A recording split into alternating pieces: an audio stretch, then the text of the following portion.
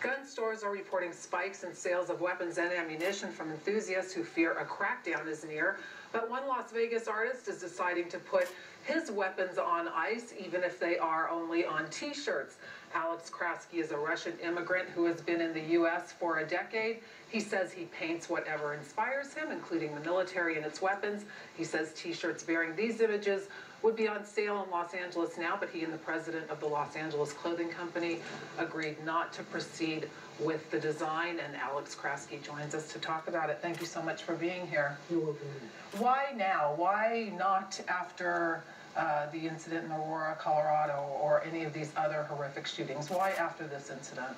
You know, I think that recent events basically affected everything. They affected art, everything what is going on in this country. So I have military background myself. I am an ex-military, and all my family basically are military people. And I cannot really say that I am against guns. I cannot. And the truth would be that at this particular point in the United States, there are a lot of guns which are in the wrong hands. And that's the problem which America faces now. And at this particular moment of my life, I decided not to put it on T-shirts. And even I've been working on this piece for a while, for a month probably, but then I realized that it wouldn't be fair to people who lost their loved ones.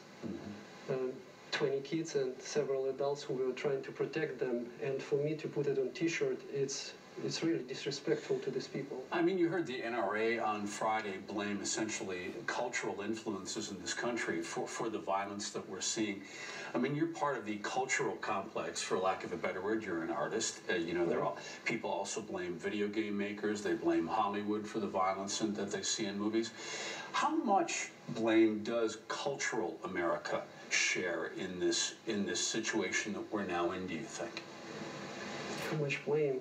You know, the thing is that this is the only country which has, you know, which can buy a weapon like that, you know, in every store almost, you know. But I wouldn't say it's really a cultural thing, you know. And in Russia, for example, you cannot buy guns like that, you know, go to any military store, no. But in the United States, you can.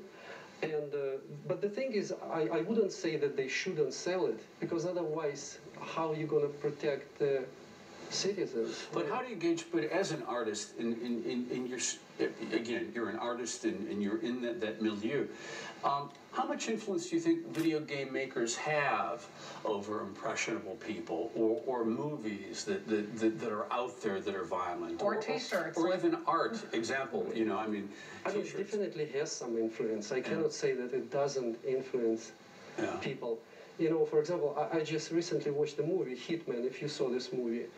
And the guy was going to kill the policeman, and he told him, if you answer right, I will let you go. So when does the good man has right to kill? He asked him this question. And the guy say, when I feel that there is a danger to me or my family, I would do anything to stop it. Is this a permanent business decision that you've made, or are you going to revisit these designs sometime in the future? You know, maybe I will still visit in the future, but not at this time, definitely. Have you gotten any backlash? Backlash? Any criticism for your decision to not market? Any gun advocates mad at you? No, because the interesting thing that the model who is posing, the president of the company, who was going to do it, the bestseller basically on T-shirts, they refused. I mean, I told them that I changed my mind and I don't want to do that. I was expecting for them to tell me, you know, we don't care really, because it's business thing. But they all sent me emails that they agree and they're not going to participate in that. We are out of time. Thanks for being here. You're so welcome, guys. A Las Vegas real estate agent is sentenced to prison for her role in a straw buyer scheme. We're going to tell you about that when we come back. And the Las Vegas family gets an early Christmas present. More than half a